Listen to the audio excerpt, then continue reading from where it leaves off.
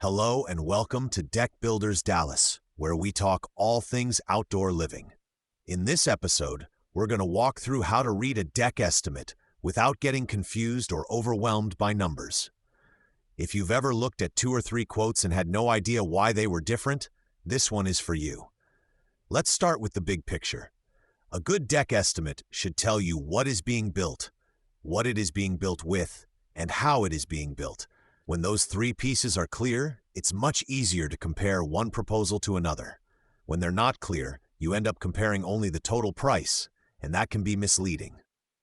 Most estimates are broken into a few main parts: demolition if you're tearing something out, framing and structure, decking surface, railings, stairs, and sometimes extras like lighting or underdeck work.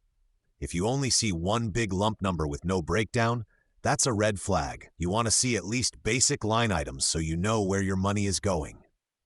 Framing is the heart of the project. This is the posts, beams, joists, and hardware that actually hold the deck up. In your estimate, look for notes on things like post size, beam size, joist spacing, and footing depth. If one estimate clearly lists treated posts and concrete footings, specific beam sizing and joist spacing that matches the decking requirements, and another just says labor and materials, those are not equal proposals, even if the prices are close. Next is the decking surface. Here's where you'll see wood versus composite and sometimes different brand options. You might see pressure-treated wood, cedar, or composite products listed as an upgrade line. Composite boards from brands like Trex often cost more upfront but require less maintenance. In a good estimate, the deck surface line should name the material, the color range or product line, and the square footage. If one quote just says composite deck and another says Trex composite specific series at a certain square footage, the second one gives you much more clarity. Railings and stairs are their own chunk. Railings can include posts, top and bottom rails, and infill like balusters or cable. Stairs require stringers, treads, risers, and sometimes landings. Make sure your estimate calls these out. Don't assume they're included just because there's a picture on the design. If you see phrases like railings as needed or stairs by others, you want that clarified before you sign anything. Another thing to look for is allowances. An allowance is a budget placeholder for something that hasn't been fully chosen yet, like lighting fixtures or certain finishes. That's not always a bad thing, but you should know what the allowance covers.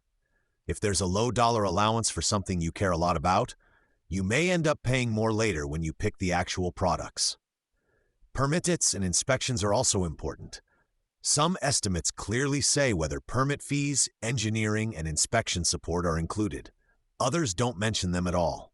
In Dallas and many surrounding areas, certain decks need permits, especially if they are elevated or attached to the house. Make sure you know who is handling that and whether the cost is in your number. Now let's talk about comparing estimates. Instead of just looking at the total, line the proposals up side by side. Ask yourself, are they building the same size deck? Are they using the same decking material? Are railing lengths and styles similar? Is one builder including lighting, blocking for future pergolas, or stronger framing, while another is not? Often, the cheaper quote is missing pieces or using lower-grade materials you don't notice at first glance. Here at Tuff Deck Builders Dallas, we try to keep our estimates straightforward and readable. You can reach our team at 469-778-4942 or visit tuffdeckbuildersdallas.com if you'd like help walking through a deck estimate or getting one of your own. Our goal is for you to understand exactly what you're saying yes to. As you look at your next proposal, keep 3 simple questions in mind. First, does this estimate clearly show what's under the deck surface? Second, does it clearly name the decking and railing materials being used? Third, does it answer who is handling permits and inspections? If you can't answer those from the paperwork, it's worth asking more questions before you move forward. Thanks for listening to Deck Builders Dallas. In the next episode, we'll talk about why framing is so important and how a strong deck really starts below the surface.